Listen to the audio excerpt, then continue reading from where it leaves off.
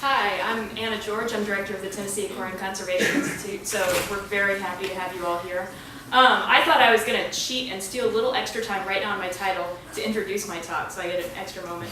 I wanted to explain my favorite definition of a watershed, and that's from John Wesley Powell, who was such a kick-ass explorer he deserves his own talk. But a watershed, in his words, is that area of land, a bounded hydrologic unit, within which all living things are inextricably connected by their common water course. And whereas humans settled, simple logic demanded that they become part of community. So I wanted to talk tonight about our watershed community and the things that are out there that we're not considering part of our community now, but that we should. You may not realize this, but we're living in a rainforest. It's just such an incredible rainforest that it's all underwater. The southeastern US is a global hotspot for aquatic biodiversity, and we have over 55% of the US's species of fish here in the southeast. 87% of the crayfish species are found in the southeast. And so I wanted to show you a few shots of what these animals look like. Most of these are taken from the spring because it is spring and they're all spawning. So these are buffaloes. They actually, part of the inextricably linked watershed, run from large rivers up to small streams for spawning. And we're out on the Caughnawaga River last night and saw tens of thousands of them.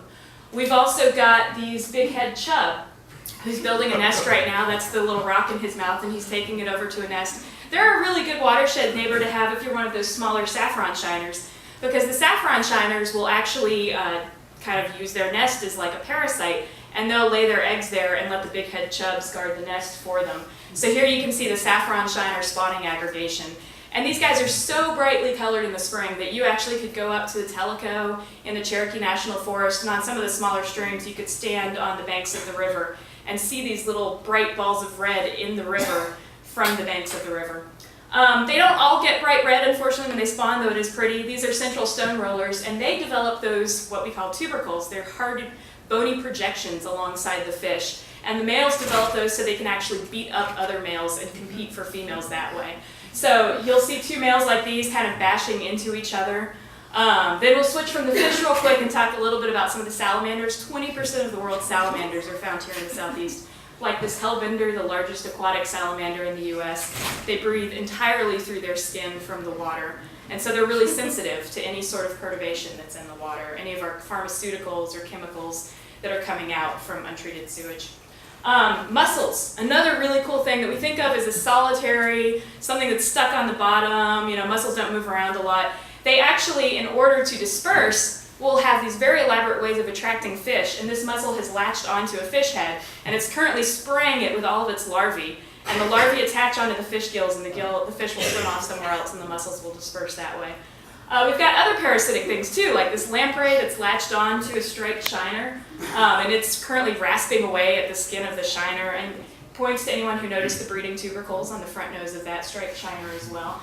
So a lot of really neat interactions are happening in the water. Feeding doesn't have to be gruesome. This is one of my favorite fish, the common log perch, and he's flipping over stones on the bottoms of the streams, and he's doing that because he's eating the insects that hide underneath those rocks. So he's actually out there flipping over the rocks, getting his dinner that way.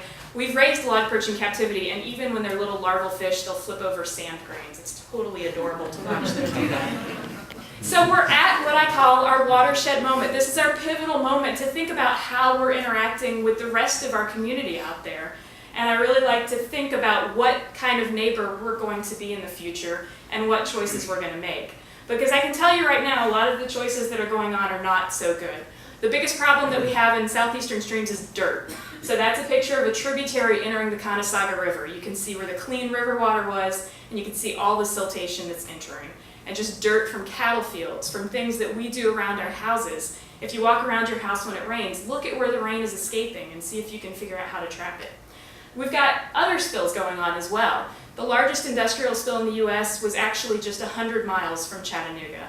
Deepwater Horizon, happy second anniversary this week. That was 150 million gallons of oil. This was 1 billion gallons of coal ash that spilled into our watershed in Kingston, Tennessee. Damned if you do, damned if you don't. We've got 79,000 dams here in the US. And you can see the southeast is a hot spot. So if we're not spilling stuff into the water, we're stopping the water and preventing it from going farther downstream. And dams are a big problem for interconnectivity because our watersheds are so interconnected. What we do in Kingston impacts us here. So this is the Emery River just 20 miles away from where that spill occurred.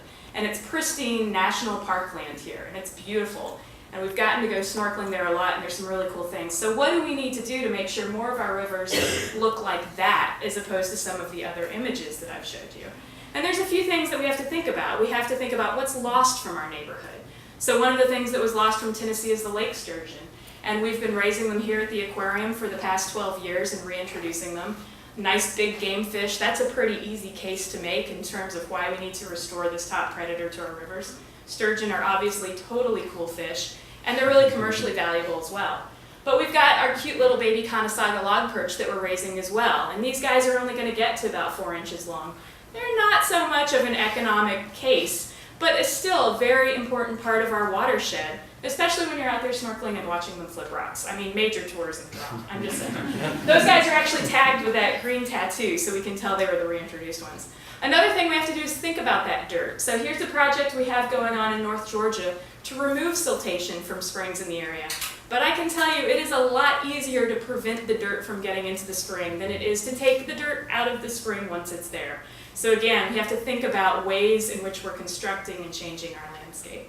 The last thing I really want people to think about is how are we as citizens interacting with the rest of our community. We're out there snorkeling in rivers all the time, and it's just as fabulous as snorkeling in a coral reef. And it's actually way cheaper. So please come out and snorkel with us sometime. If you're not really excited about doing that on your own, come with a group. Come to the aquarium, because education on why some of these animals that we have here in the Southeast are just as important and just as worthy of conservation as anything that's going on in the rest of the world. And in fact, more so, because they're really our special obligation.